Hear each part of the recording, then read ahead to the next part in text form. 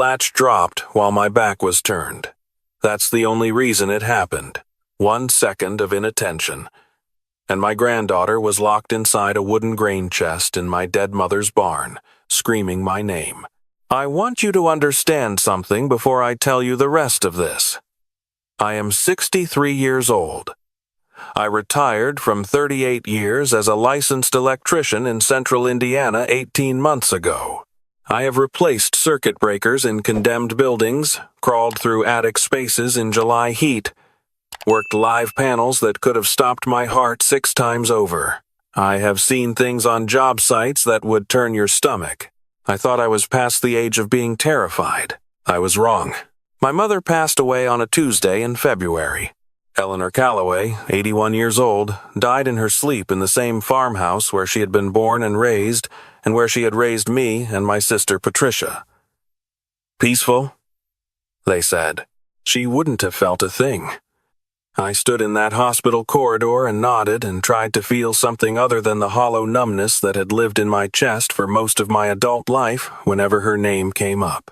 My son called me the following Thursday. He and his wife needed to travel for work, just the weekend, and could I take Lily? Of course I could. Lily was 7 years old and the best thing in my life since her grandmother passed 4 years ago. Picking her up for the weekend was never a question. The farmhouse needed clearing. 3 generations of Calloway belongings. 60 years of accumulated furniture and tools and rusted farm equipment and boxes of photographs and dishes that hadn't been used since Eisenhower was president.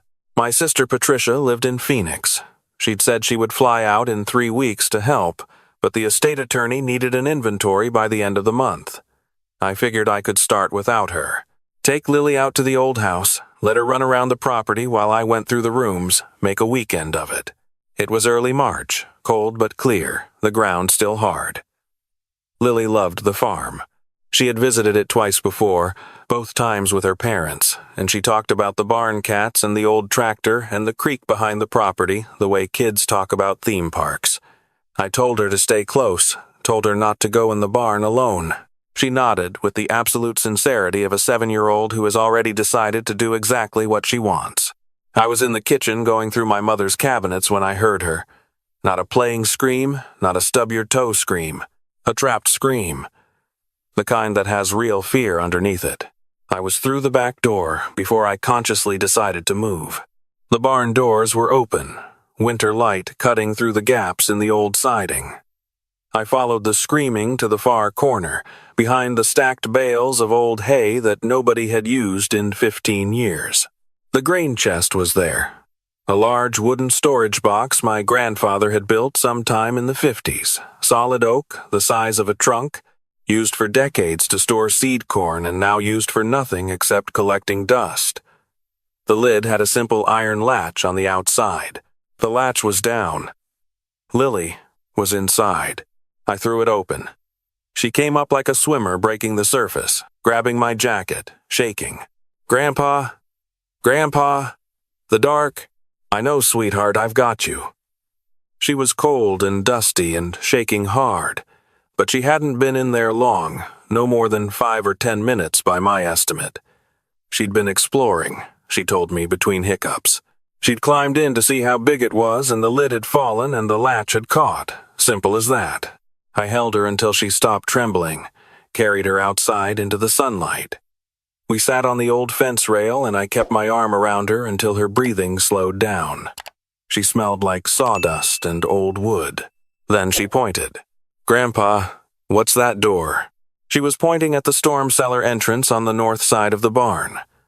2 angled wooden doors set into the ground, the kind you see on old rural properties throughout the Midwest. Most farm families use them for shelter during tornado season and storage year-round. My mother's had been padlocked for as long as I could remember. Industrial padlock, heavy gauge, the kind you'd use on a storage unit. I'd never thought much about it. My mother had been a private woman. She had locked things she didn't want touched. I'd learned as a child not to ask. "Can we look inside?" I shook my head. "I don't have the key, sweetheart." Lily was quiet for a moment. She looked at the padlocked doors and then looked back at me. Grandma showed it to me once.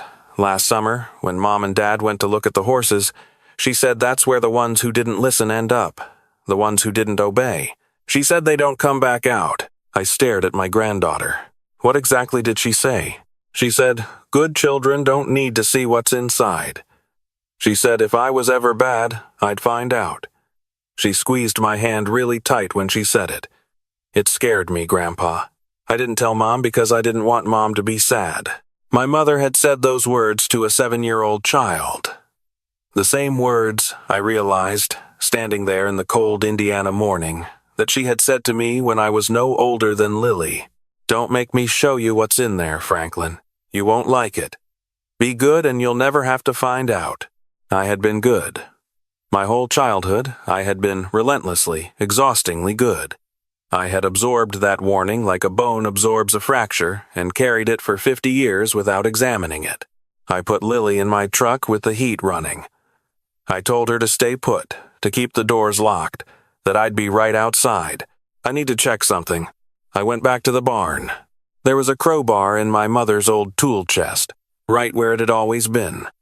I carried it to the storm cellar doors and I thought about calling someone first, a lawyer. My sister. I thought about it for approximately 4 seconds and then I swung the crowbar at the padlock. It took 3 hits. The hasp bent on the second and snapped on the third. I stood there for a moment with the crowbar in my hand. The doors were old, weathered wood, frost still in the grain. I could feel the cold coming up from below, the dense underground cold of a root cellar that never fully warms regardless of the season. My mother's property was on a limestone shelf. The cellar ran back maybe 20 feet under the barnyard, maintaining a temperature somewhere around 45 degrees year-round. I pulled the doors open. The smell hit me before anything else. Not the smell of rot, something else. Something chemical, sharp, wrong. Like the biology lab in my high school, like hospitals in the 70s, a smell that didn't belong in a root cellar beneath a barn in Morgan County, Indiana. I pulled out my phone and turned on the flashlight and went down the stone steps. There were shelves along both walls, old canning jars, dusty mason jars of what had once been vegetables. And in the back, against the far wall, a military surplus footlocker. Olive drab, metal rivets, a separate padlock on the clasp, smaller than the one on the doors above. I didn't need the crowbar for this one. There was a single key on a nail hammered into the stone wall directly above it, as if my mother had wanted access but needed the lock to feel like security. I stood there looking at that key for a long time. Then I took it down. The lock opened on the first try. I lifted the lid. He was wrapped in plastic sheeting and cotton cloth, the careful layered wrapping of someone who had taken time and thought. Through the layers I could see the outline of a small body, a child's body.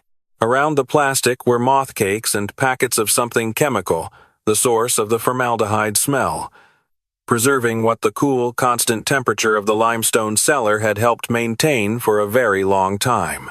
The face was visible through a gap in the plastic at one end. A boy's face, eyes closed, dark hair. A face I recognized, or almost recognized, the way you recognize someone in a dream. He had my family's eyes. I sat down on the stone floor of that root cellar and I did not move for a very long time. The Morgan County Sheriff's Department arrived in 11 minutes. I know because I was watching the clock on my phone, sitting on the fence rail next to my truck, one hand through the open window holding Lily's hand while she slept in the back seat wrapped in my coat. The dispatcher had told me not to touch anything. I had already touched everything. I told her that. 2 deputies first. Then a detective, a woman named Karen Schaefer, maybe 45, the composed, careful manner of someone who had seen enough that nothing surprised her anymore. Sir, can you walk me through what happened? I walked her through it. The grain chest, Lily getting locked inside, Lily's comment about the storm cellar doors, the padlock, what I found below. And you said the child's face looked familiar to you? Yes. How so? I have a nephew, my sister Patricia's son. Daniel. Danny. He disappeared in the summer of 1998. He was 8 years old. Patricia reported him missing to the sheriff's department in late July. The family said he had run away. Detective Schaefer wrote something in her notebook without looking up. What was your relationship with your mother? Complicated. She was a strict woman. She believed in discipline.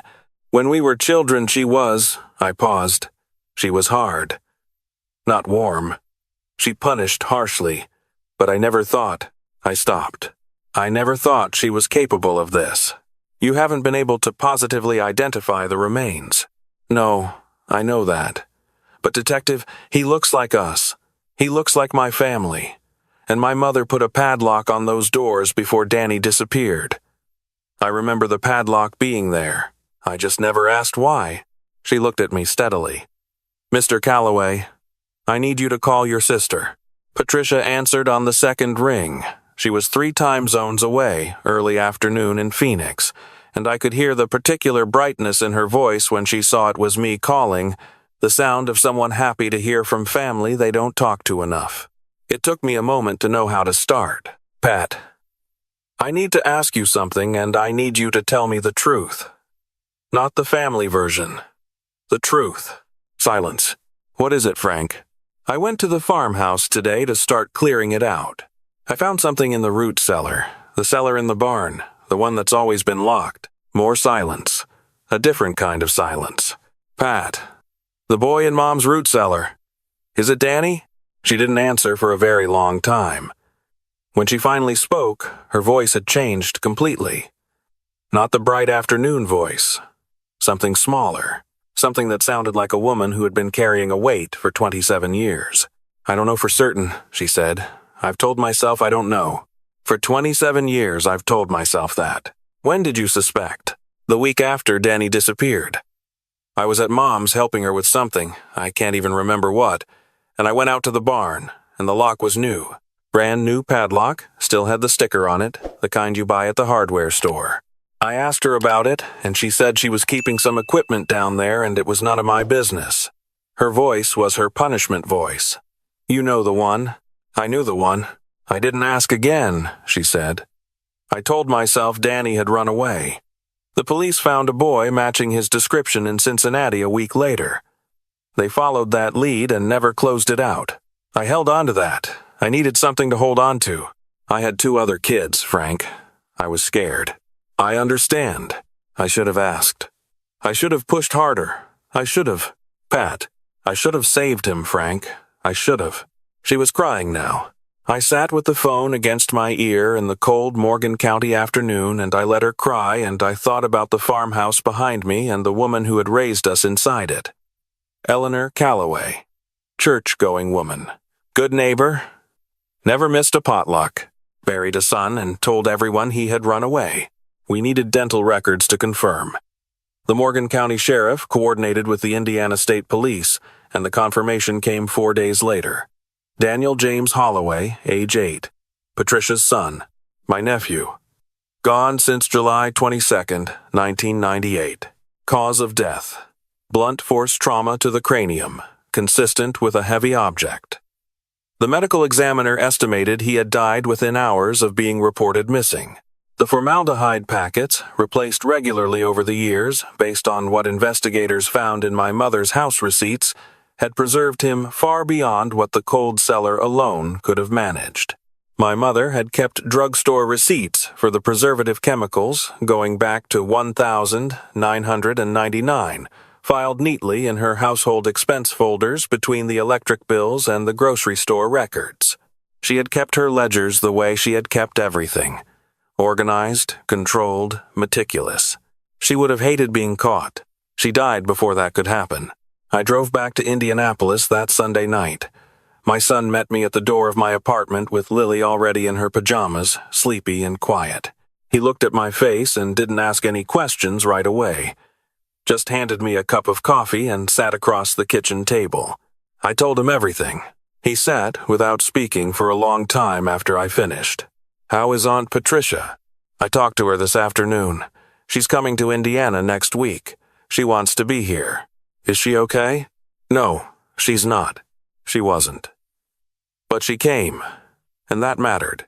Patricia flew in on a Thursday, and we met with the state police investigators together, and she told them everything she remembered about the summer of 1998.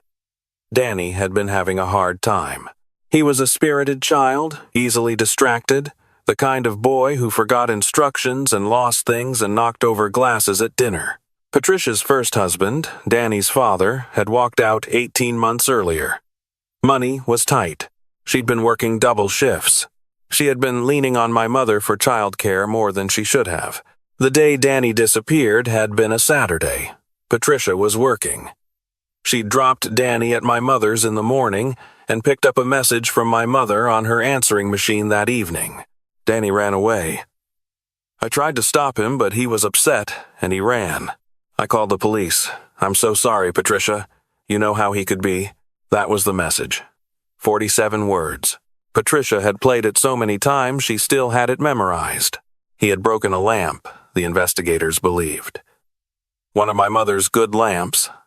The matched pair in the living room she had been given at her own wedding. China base. Irreplaceable. The physical evidence in the farmhouse told a story that didn't need much interpretation. A repaired chip in the baseboard near the fireplace. A faint, irregular stain in the old hardwood that had been scrubbed hard, but not hard enough. A cast iron doorstop that had been moved to the barn at some point and never brought back inside. My mother had lost her temper over a lamp. And then she had spent 27 years attending church and bringing casseroles to sick neighbors and telling her grandchildren to be good, always be good, or they would find out what happened to children who weren't. The state investigators found her journals. 3 of them, leather-bound, in the cedar chest in her bedroom. They were not confessions. They were discipline logs. Careful accounting of every infraction and every consequence going back to when Patricia and I were children. Reading the excerpts that the investigator shared with us, I could trace my own childhood in there. The nights in the coal room. The days without meals. The methodical ratcheting of punishment calibrated to break whatever will she thought needed breaking. And then, in July 1998, a single entry. Dee broke the Haviland pair. Dee would not stop crying. Dee has been dealt with. The cellar is secure. God forgives those who keep order in their households. She had written it like a household chore. Patricia read the excerpt and didn't speak for 3 days.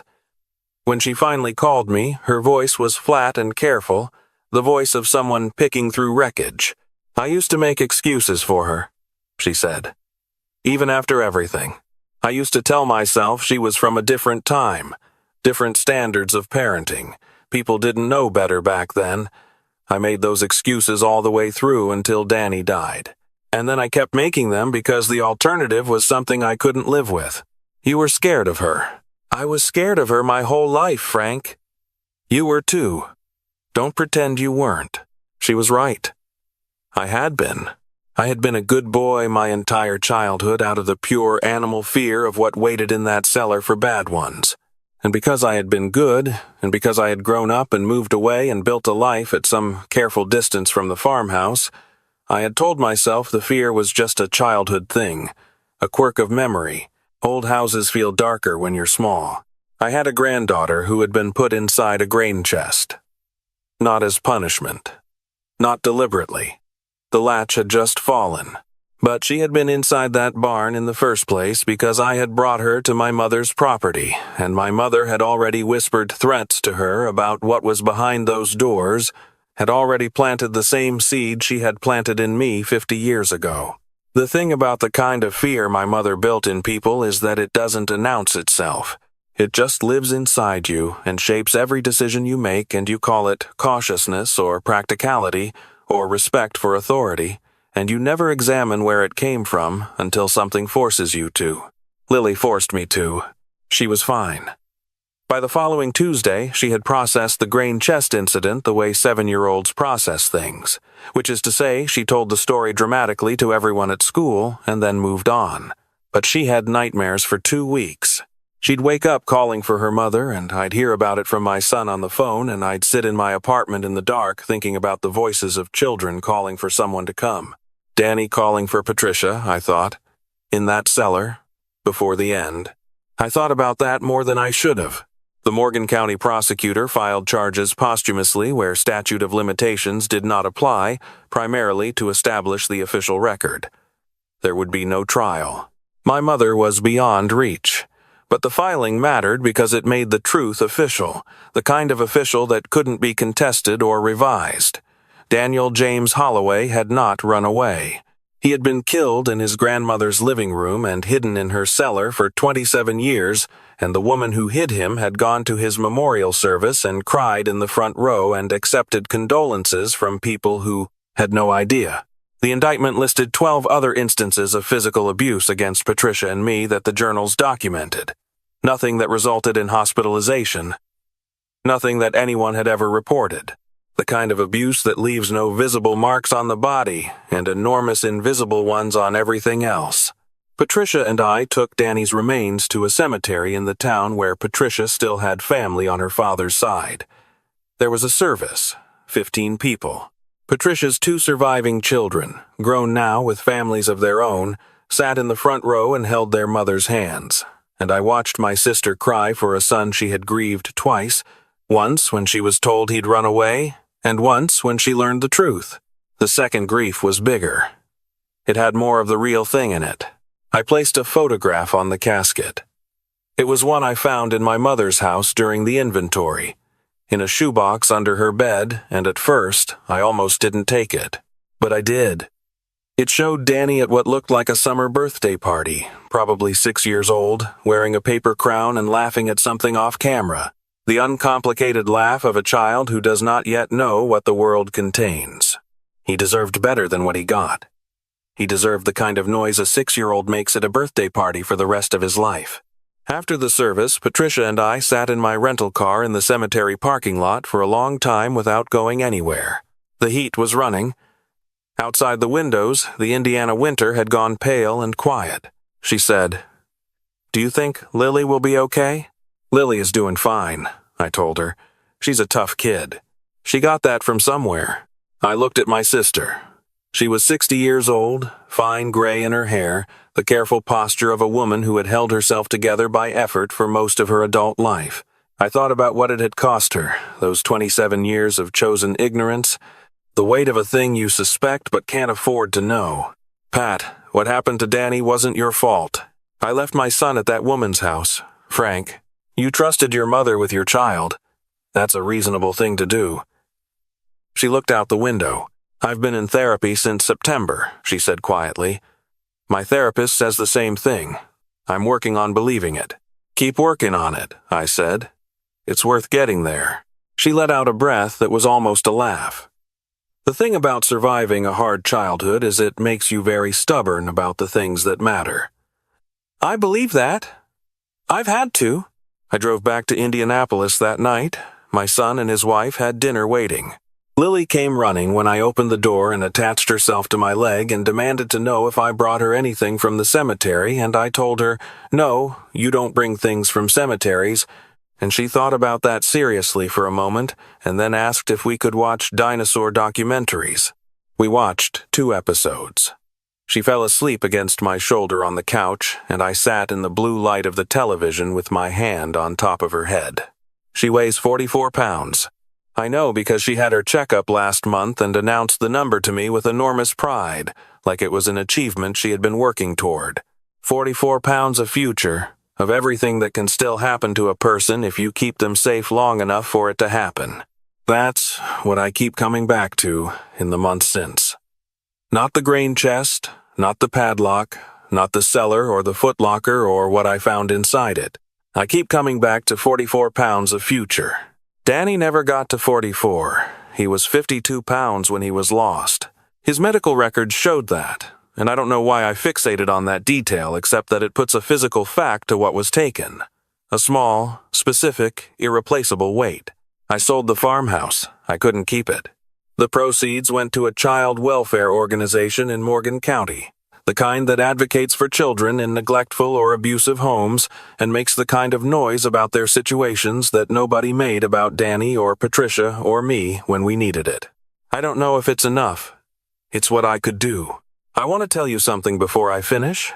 I am 63 years old, and I was raised by a woman who used fear as a management tool, and I survived it and built something decent on the other side of it. A career, a family. A granddaughter who laughs too loud and eats too much syrup on her pancakes and has very strong opinions about dinosaurs. I survived it, and I want to be honest about why.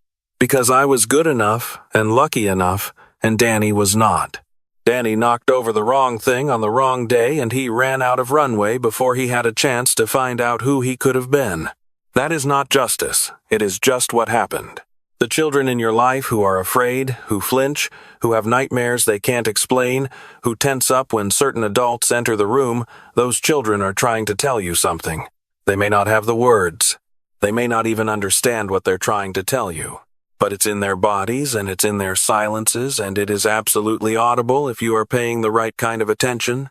I was not paying the right kind of attention until my granddaughter was trapped in a wooden box and pointed at a padlocked door and told me what a dead woman had whispered to her in the dark. I paid attention then. Pay attention now. Don't wait for the moment that forces you to. Don't make yourself a person who finds out too late what was being said in the silences. Be the person who asks the question one more time. Who notices the flinch? Who stands at the door of a root cellar in the cold and chooses to find out what's inside rather than carry the locked-away weight of it for the rest of your life? Lily is in her room right now, on a video call with my son. I can hear her explaining something elaborate about a specific kind of long-necked dinosaur, her voice carrying the complete conviction of a person who knows she's right. 7 years old and already certain about the important things. I couldn't love her more if I tried. She asked me last week if Danny was okay now, wherever he was. I told her I believed so. She thought about that with her characteristic seriousness and then said, "Good, because no one should have to stay in a cold, dark place forever." No, sweetheart, they shouldn't. She's right about the important things. She usually is. Thanks for sitting with this one. It's a heavy story, and I know that. If it reached someone who needed to hear it, then it was worth the telling. Share it if you think it might reach someone else, and take care of each other out there. That's all any of us can do.